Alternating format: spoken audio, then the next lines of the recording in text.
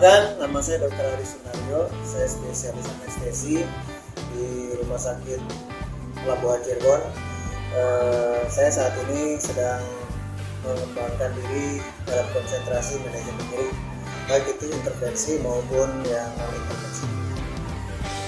Jadi nyeri menurut IASAP atau International Association for the Soul Study of Pain itu mendefinisikan bahwa nyeri adalah suatu pengalaman sensoris dan emosional yang tidak menyenangkan, yang disertai dengan kerusakan jaringan yang secara potensial ataupun dengan acara aktual. Jadi nyeri ini sering dilukiskan sebagai sesuatu yang berbahaya, yang selalu diikuti dengan adanya suatu emosional, adanya suatu penampilan yang emosional. Jadi nyeri itu adalah sesuatu yang tidak menyenangkan, yang terkait dengan kerusakan jaringan dan dicerminkan atau ditampilkan dalam bentuk emosional. Dan kadangkala nyeri juga itu adalah suatu gangguan atau suatu kelainan dengan behavior atau kebiasaan. Nyeri itu ada yang bersifat akut yang kurang dari 3 bulan, ada juga yang bersifat kronis yang lebih dari 3 bulan. Kemudian nyeri juga secara etiologi awalnya itu disebabkan ada jaras-jaras nyeri. Ada 4 hal. Yang pertama adalah nyeri dengan proses transduksi, kemudian ada proses transmisi, kemudian juga ada proses modulasi dan ada proses persepsi. Dari 4 proses nyeri ini bisa dicegah, mulai dari proses transduksinya kita menghilangkan jaras nyerinya, kemudian kita dari proses transmisinya, dari proses modulasinya juga kita bisa melakukan obat-obatan, dan persepsi. Dengan persepsi itu bisa juga secara fisioterapi, kita secara kejiwaan proses nyerinya itu bisa dikurangi. Dan salah satu nyeri itu adalah suatu tanda di mana nyeri itu belum menghasilkan suatu kerusakan jaringan. Seperti contoh, kita megang telinga, kalau kita lama-lama dipijit itu awalnya tidak nyeri, tapi pada satu titik tertentu dia akan mengalami nyeri.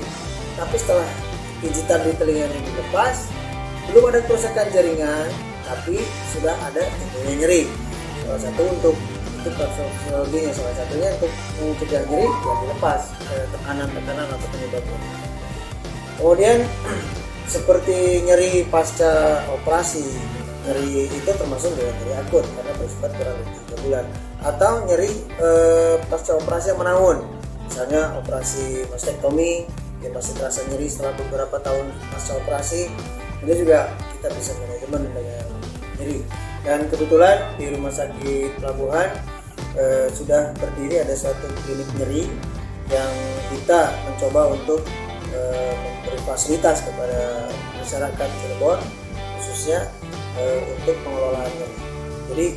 Jadi klinik nyeri ini didedikasikan untuk masyarakat Cirebon, untuk mereka yang ada yang karena nyeri cancer, ada yang nyeri pasca operasi, ada yang nyeri yang tiba-tiba tidak teridentifikasikan sebagai nyeri.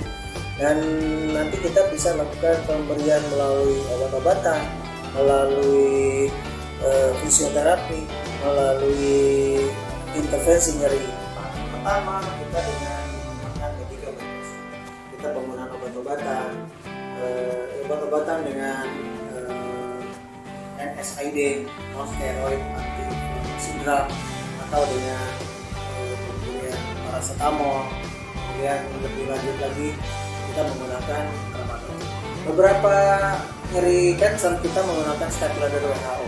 Ada step ladder 1, 2, 3. Yang satu dengan menggunakan NSAID dengan WIC atau WIC opioid. Kemudian step ladder kedua dengan penambahan obat yang NSAID dengan strong opioid atau dengan tambahan morfin. Kalau yang step ladder ketiga itu dengan penambahan strong opioid sama sekali yang menggunakan obat-obat yang opioid. Dan untuk terapi lainnya itu bisa juga menggunakan fisioterapi, misalnya pijatan, pijatan kita dipijat, dimasasi juga termasuk dengan tata laksana, atau dengan dihangatkan, itu di warming, jadi dipanaskan, kemudian di ultraviolet atau di inframerah, kemudian di TENS, elektropulse, jadi seperti kalau orang sih seperti disetrum misalnya pasang, kemudian dengan radio intervensi juga kita bisa lakukan, baik dengan pemberian obat untuk menghilangkan nyeri ataupun dengan ablasi radiofrekuensi. Dan ini penata laksana nyeri tergantung dari kondisi pasiennya atau dari kondisi penyakit pasien. Ada yang memang tidak harus sampai intervensi, ada yang dengan cukup obat-obatan, ada juga dengan pendekatan biopsikososial. Misalnya biopsikososial kita memberikan pendekatan secara psikologis kepada pasien. Seperti apa? Seperti pasien yang pasca amputasi, di mana pasca amputasi itu ada yang disebut dengan phantom fenomen.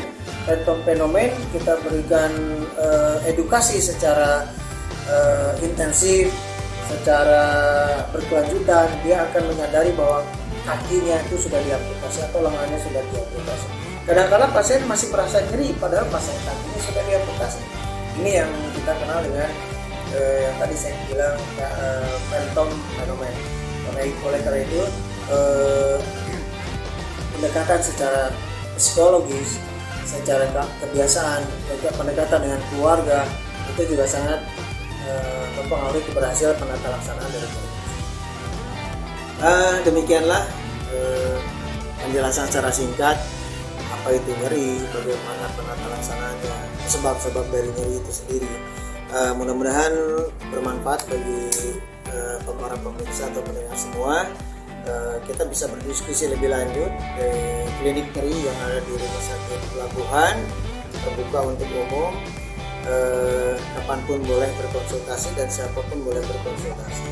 Pokoknya terkait dengan nyeri, karena hampir dengan 60 sampai dengan 70% pasien yang datang ke rumah sakit pasti yang pertama adalah nyeri.